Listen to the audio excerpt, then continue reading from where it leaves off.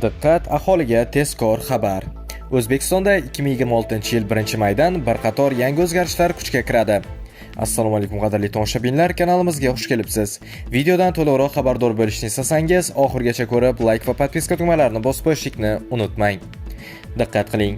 Endilikda Umra ziyoratiga borish uchun fuqarolar Haj va Umra yagona portali orqali majburiy ro'yxatdan o'tadi. Ma'lumotlar tizimga kiritilmasdan safarlarni tashkil etishga ruxsat berilmaydi.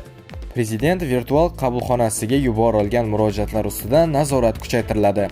Murojaatlar real vaqt rejimida kuzatilib, kechikkanlari avtomatik ravishda yuqori tashkilotga o'tkaziladi va toifalarga ajratiladi. Yangi quriladigan ko'p qavatli uylarda video kuzatuv kamerasi va domofon o'rnatish majburiy bo'ladi. Bu talab bajarilmasa, loyiha tasdiqlanmaydi. 1-maydan Toshkent metropolitenining yerusti halqa yo'lida poyezdlar harakati 5:00 dan 23:00 gacha uzaytiriladi.